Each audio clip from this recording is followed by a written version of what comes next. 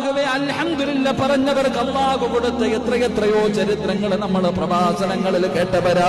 എന്റെ പ്രിയപ്പെട്ടവരെ, അല്ലാഹുവിന് ശുക്ർ ചെയ്യാൻ കഴിയണം. അല്ലാഹു നമുക്ക് ഒരുപാട് അനുഗ്രഹങ്ങൾ നൽകിയല്ലോ. പടച്ചറപ്പ് സമ്പത്ത് നൽകി, ആരോഗ്യം നൽകി, ഭാര്യമക്കളെ നൽകി. പടച്ചവനെ എന്തെല്ലാം കാര്യങ്ങളാണ് അല്ലാഹു എനിക്കും നിങ്ങൾക്കും നൽകിയത്.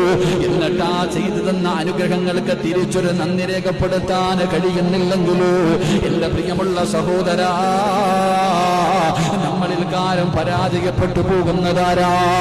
അതുകൊണ്ട് എന്റെ പ്രിയപ്പെട്ടവരോട്, ഈ സദസ്സിൽ ഒരുമിച്ച് കൂടിയവരോട് പറയുകയാണ്, നന്ദി കാണിക്കുന്ന ഒരു മനസ്സ് നമുക്കുണ്ടാകണേ, ശുക്ർ ചെയ്യുന്ന ഒരു മനസ്സ് നമുക്കുണ്ടാകണേ.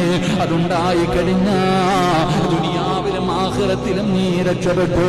അങ്ങനെ ഒരു മനസ്സ് നിനക്കില്ല എങ്കിൽ എന്റെ പ്രിയപ്പെട്ട സഹോദരങ്ങള്, ഹസ്റത്ത് ദുനിയാ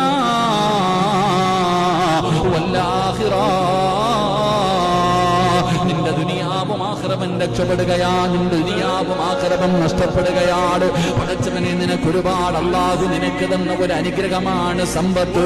ആ സമ്പത്ത് നിനക്ക് ഒരുപാട് കൂടിക്കഴിയുമ്പോ നിനക്ക് അഹങ്കാരം കൂടുകയാ, നീ പലതും മറന്നു പോവുകയാ, അല്ലാഹുവിനെ നന്ദി രേഖപ്പെടുത്താൻ സമയമില്ലാതെ കടന്നു വരികയാ.